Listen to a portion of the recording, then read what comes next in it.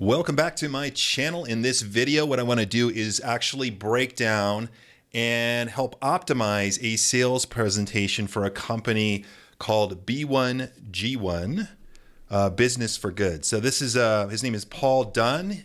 He helps business owners basically connect to high impact, do good opportunities in different communities around the world. They've put together a software platform for that, and they host regular, they call them web classes, to their LinkedIn following, their database, all those kind of things. They've been in business for a while, so they're not new at this. They're very successful business consultants. Again, helping businesses do more good in the world while growing their businesses through giving, through impact, those kind of things. And they have a software program, all those kind of things. And so he sent me a recording here as well as his slide deck. I'm going to be breaking this down and helping him optimize and improve his presentation. Okay, so that's what we're going to do on this video. Again, if you like this type of content, leave me a comment below. I'll make more of these. If these get good responses, I'll make more videos like this. This literally is what I do for a living, optimizing sales presentations, webinars, those kind of things. And if you'd like to learn more about that, check out the links in the description. All right, so I'm speaking to YouTube and I'm speaking to you, Paul. I appreciate you participating here. And let me just start off by saying, if I watch the recording here, after watching the recording, you did a great job of presenting. You had good energy. I could see you're using something like an OBS or a Ecamm or something like that to really have nice slick transitions. Your energy was good. You have a good presence on camera. All that kind of stuff was well done. Where I think you could improve the most is in the actual sales flow of your presentation, which you're not alone. Most people, that's what they could use a lot of help with. So what I want to do is break down. I'm going to kind of go back. I've created two documents. One is an essential elements worksheet. I always start with this. I have specific AI tools that I'll run prompts through. I have some of my own agents that I've trained. And then I also use my own human judgment as well. I look over your presentations and all that kind of stuff. And I always start with this. So let's just start with this. And then I want to go through each section of your presentation. And then I'll actually go back and forth between the slide assets and the documents and kind of make sure that I'm getting across clearly to you and to everybody listening on YouTube.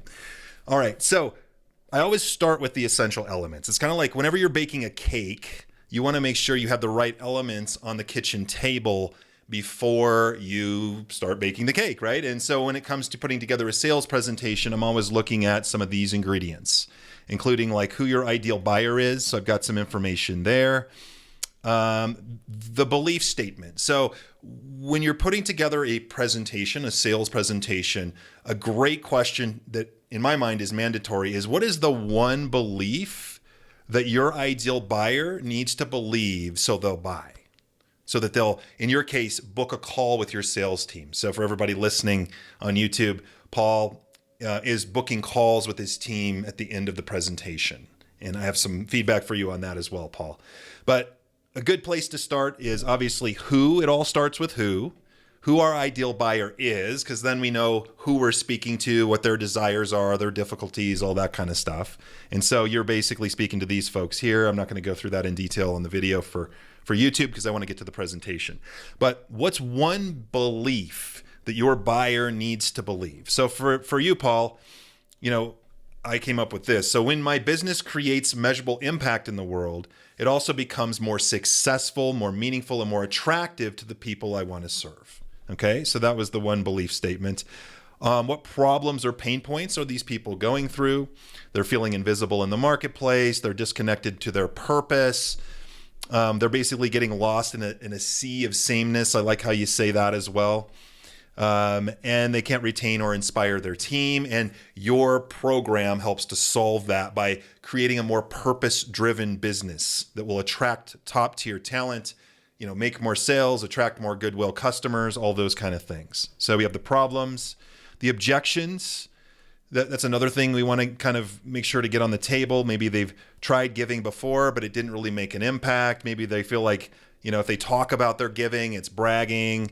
Or that, maybe they aren't sure their business is big enough to make an impact, right? So we always want to address objections in our presentations. And I don't think you did enough of that in your sales presentation. I'll get to that in a moment. Okay. So we have objections. I always like to try to pinpoint the top 3 objections and then the 3 reframes for those objections, because we're going to use those in your presentation in a moment. The big opportunity, which is similar to like the one belief, but like, what is the big opportunity? All good sales presentations are built around a new opportunity, a big opportunity. It's not about teaching them a bunch of stuff. It's about walking into a dark room, going up right next to them, pulling a light switch and turning on the lights for them. That's really what you'll do, what you want to do in a sales presentation. And I feel like that could be a lot stronger and a lot clearer in your presentation. Again, talk about that in a second. So the big opportunity is really like, what is the big opportunity here? And so for you, I came up with, you can turn your everyday business activities into measurable, meaningful global impact. And in doing so, increase your team's engagement, client loyalty, and grow your business without changing what you sell. And I love that. That is like the central thing I want these folks believing in this presentation, right? It's just so good, because not only can you do good for the world, but there are business growth metrics to back it up, right? And you have those in your presentation. Now I'm going to talk about how I would reshuffle some of that in a moment, but 63% increase in engagement, 225% in productivity. I mean, when employees are bought into doing good for the world, it shifts them. It attracts top talent. It makes them more excited to come to work. And as a result, you got the numbers here, right? So this is like at the core of your presentation. Again, all good sales presentations are built around a new opportunity. And the new opportunity for you is that they can plug in high impact activities to any size business and improve, not only do good in the world, but improve their morale, increase their revenue. All that's the core message in your presentation. Credibility factors are another big one. And you got a ton. You yourself, Paul Dunn, have a ton of that. I've got that right here. And then your company, B1G1, is no beginning company. You guys have worked with over 3,000 businesses. You've provided 6 million meals to people through your efforts. I mean, you guys, kudos to you, dude. Like you're an amazing human being, and the work you guys are doing is so incredible. But we want to make sure that pops at the appropriate point in your presentation. Social proof of others. People might be like, well, that's great for you, but what about others? And you guys have helped a number of different businesses, again, all over the world, have high impact here. I've put a couple what I call case stories. We'll talk about that more in a second. And then your offer. And I think your offer could be improved quite a bit in how you present it. These are the elements of your offer here. So if I were to pick the 8 key ingredients to a successful sales presentation for all of you listening on YouTube as well, it would be these things. Who are we selling or offering to? Your ideal buyer. Everything starts with who.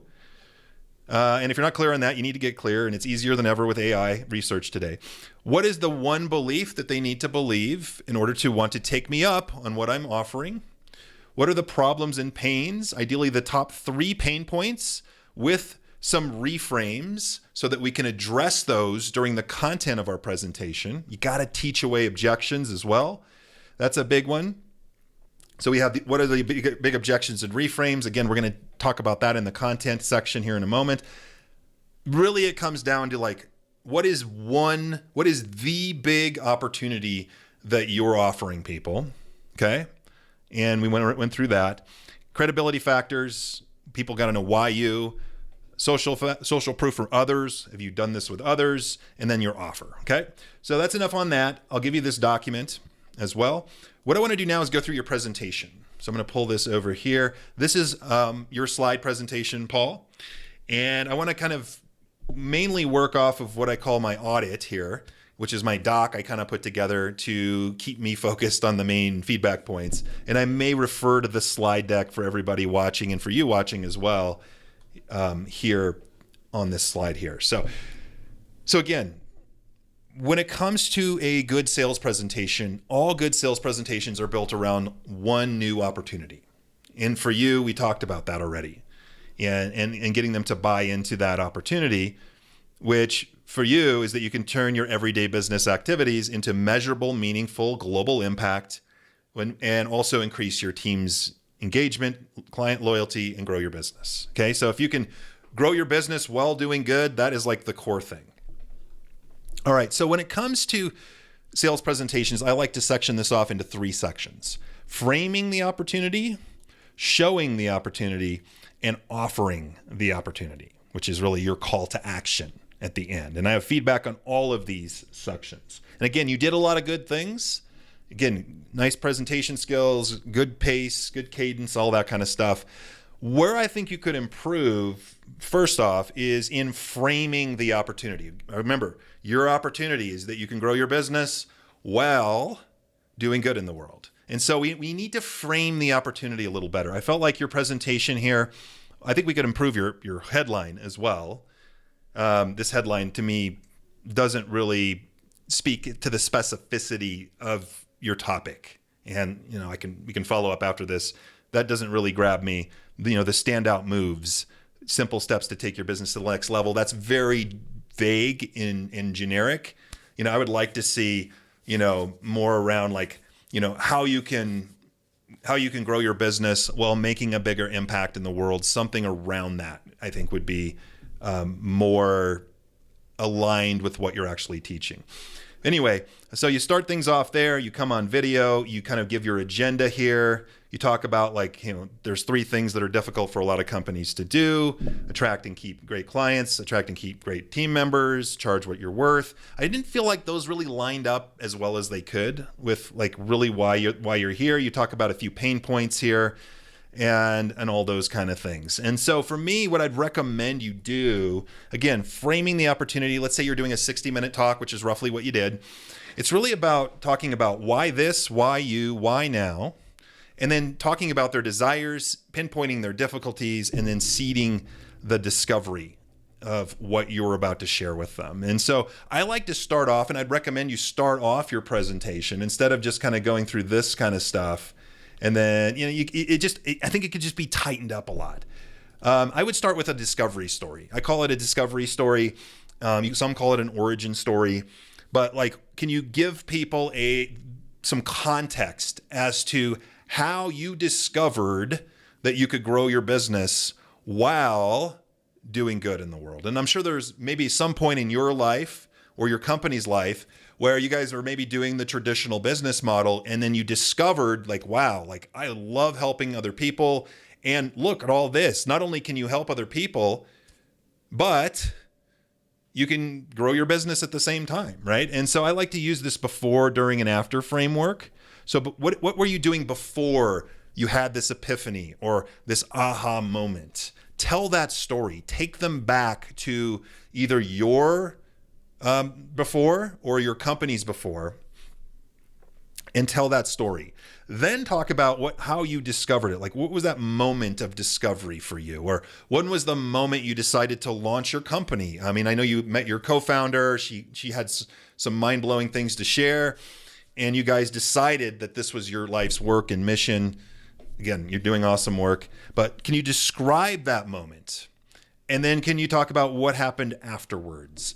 How you've worked with over 3,000 companies, and share some quick examples right here in the presentation. We want to build some credibility at this point too. Credibility is important without bragging, but we do want to go and tell them you've worked with over 3,000 companies, you've done 6 million meals, all those kind of things.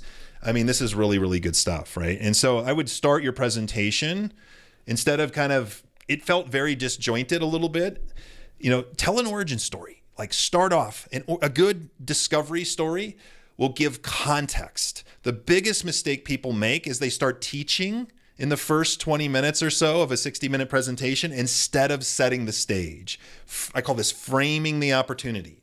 Really, a good origin or discovery story will not only get the audience to buy into what you're there to talk about, but also get them to buy into you, your company, what you've done. All that kind of stuff can be done literally in an opening 5 to 7 minute story. And then people can really dive in.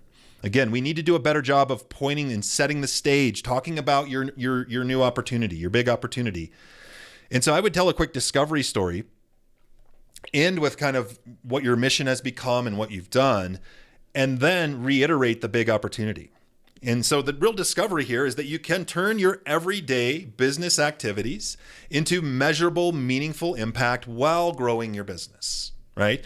And then I would state that bold as day, and then I would back up that claim right away. Anytime we state something, we want to back up the claim. And so I would literally right here share some statistics. And so literally we've worked with people, and these are some of the numbers that we've seen, blah, blah, blah, blah, blah. That's perfect. 63% increase in team engagement, boosting in productivity, 40% annual revenue growth. It pays to make a difference in the world, right? I would really emphasize that. And then I would go into like the old way, new way sort of content. I call this contrast content. And so I like the juxtaposition in presentations. I think that's really helpful.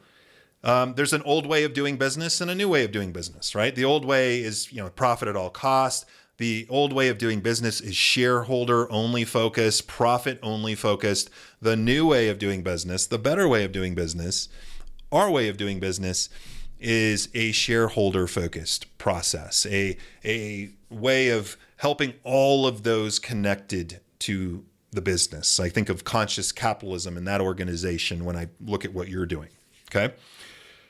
So I like that, like the juxtaposition. I would go into that, reinforce the benefits again, and then I would share a couple what I call case stories.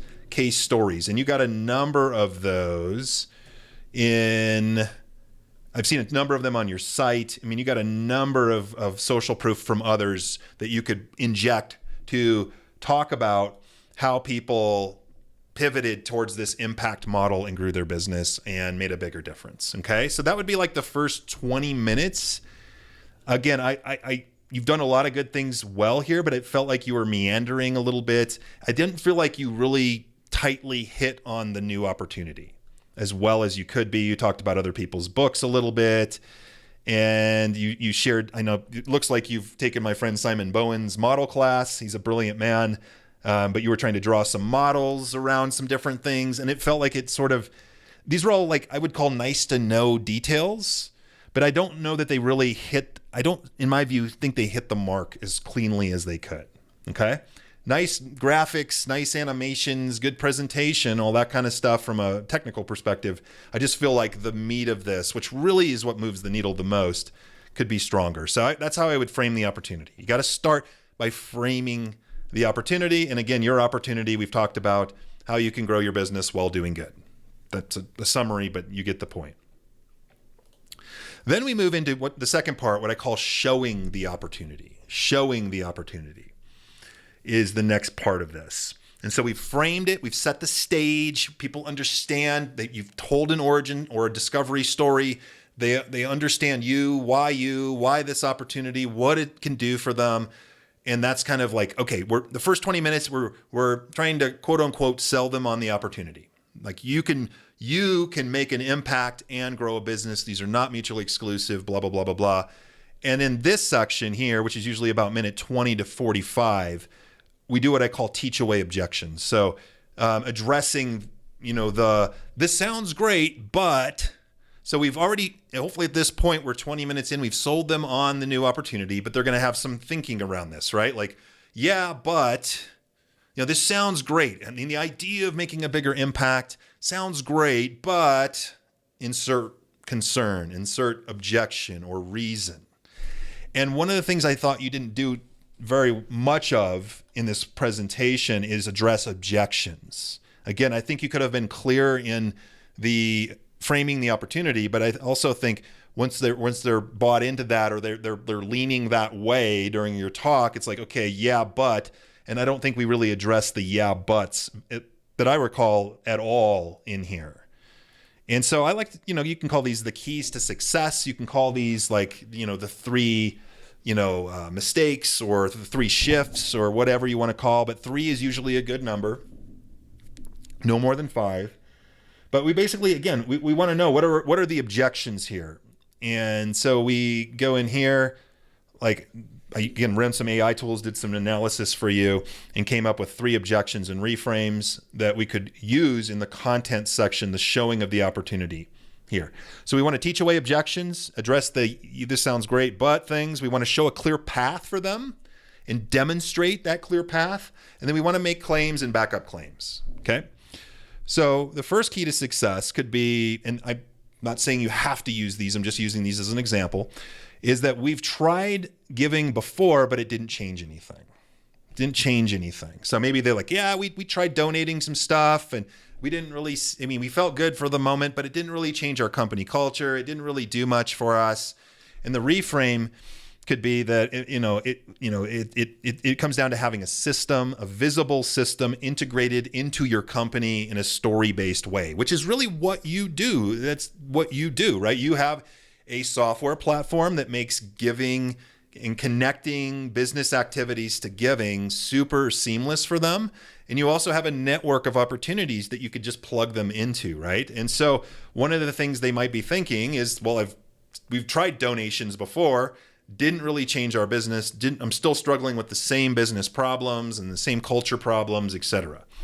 And then you would reframe that to, it's really because you're struggling with that because you haven't fully integrated this into your culture in a visual, story-based way. Boom.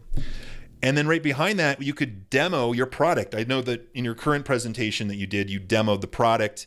That was, I thought, very effective because I could actually see what it is. So I would come behind that, demo your product, show them how easy it is with the right tools to connect to opportunities and to tie activities to to impact activities. Then share a couple examples. I think you had one was of the bookkeeping company. You had a bookkeeping company that you showed as an example, which I thought was great.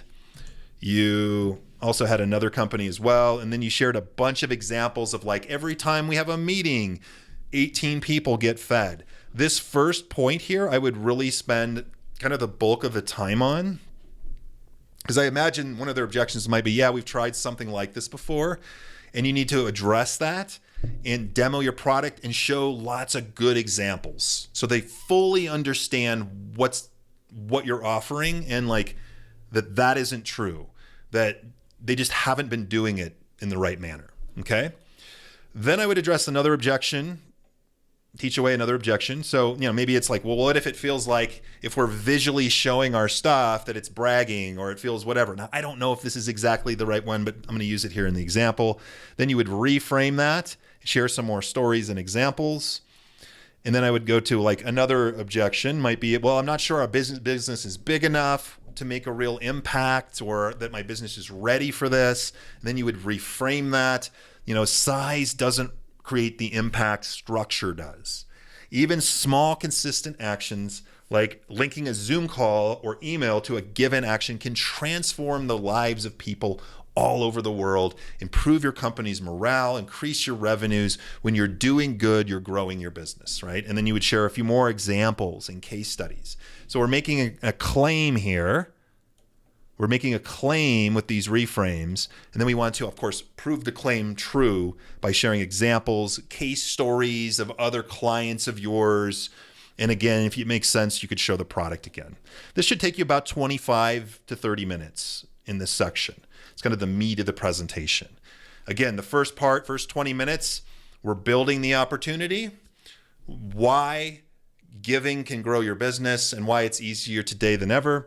Then we're showing the opportunity, teaching away objections, those, yeah, this sounds great, but showing them a clear path, making claims, backing up claims. And so now they understand the opportunity. We're also addressing concerns of theirs while demoing your product, while sharing case stories and things like that to get them to fully buy into those things. So they understand the opportunity. We're now removing the obstacles for them to thinking that they can implement this or do this for their business. And then we go into the third and final part of the presentation, which is offering the opportunity. And, this is really where I felt like, and here's some good stats, I would just move those up a little bit. This is really where I feel like you could have improved the most. I was pretty unclear on like what you were offering and also how to claim that offer. Now I know you have a QR code here. you have a gal on your team, I think is the person they reach out to start with your company. I think this is what you're going for. So you're booking conversations with people and you're getting them basically to scan. Let me see if I can find that, a QR code here. You got some social proof. Spread out your testimonials as well. Don't a mistake a lot of people make in their presentations. They stack them all in one place. Use your case studies, as I call them. Use the case stories, as I call them, to make points during your presentation. Okay, so that's one of my feedback things for you. Like, don't bunch them.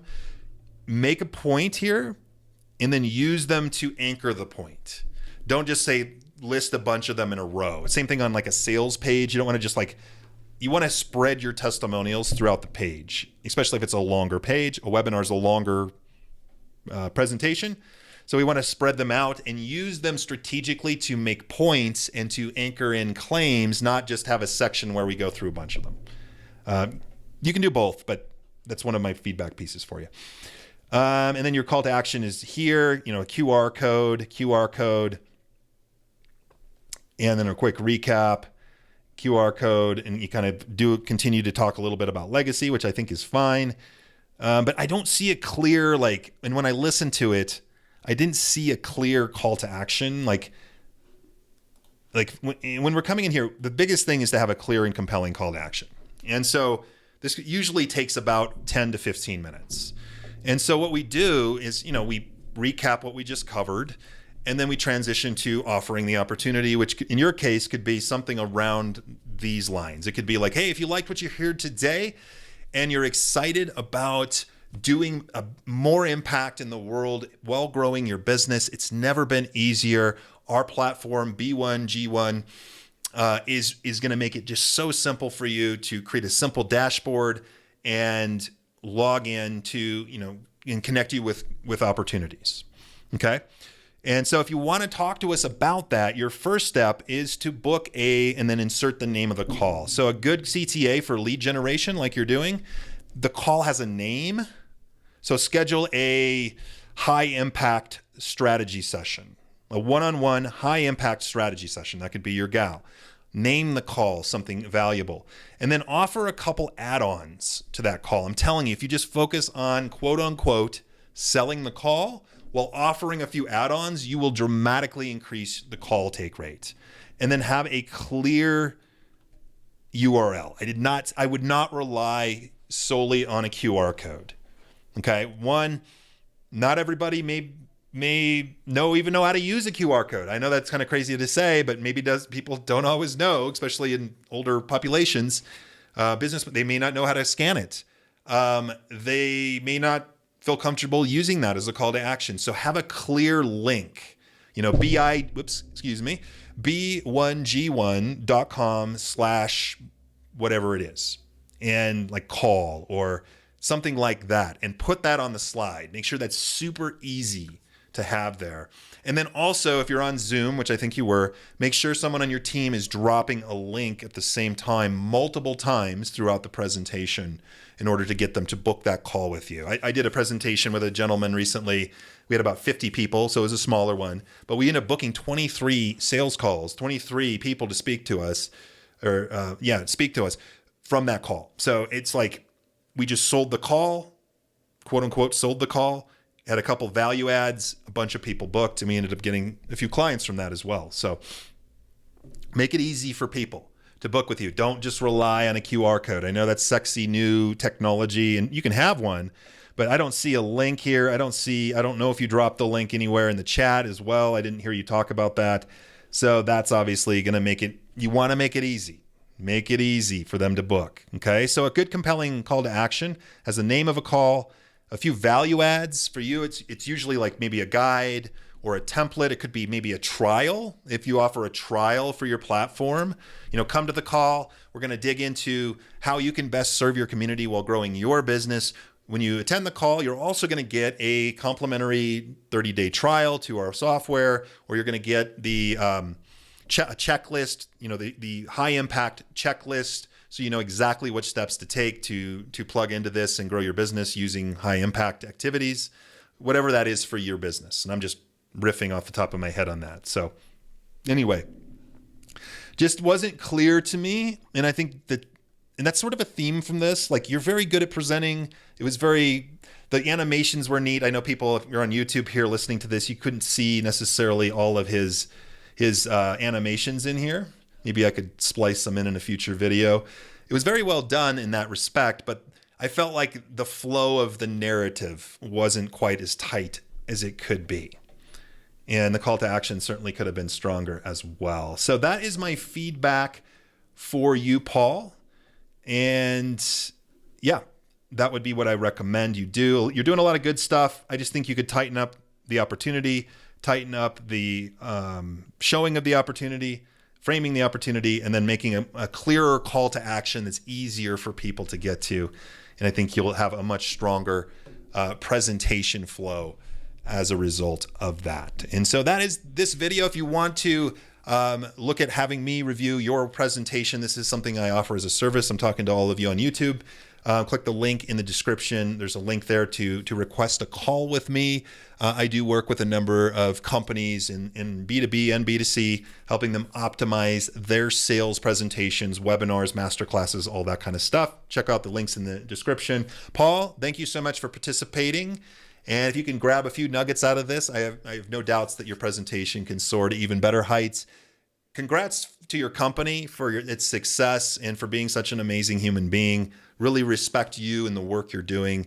Thank you for letting me roast your presentation a bit here. Appreciate it. And for everybody listening on YouTube, again, we'll make another video like this if there's demand for it. Comment below if you want me to make more videos like this. We'll talk to everybody soon. Take care for now.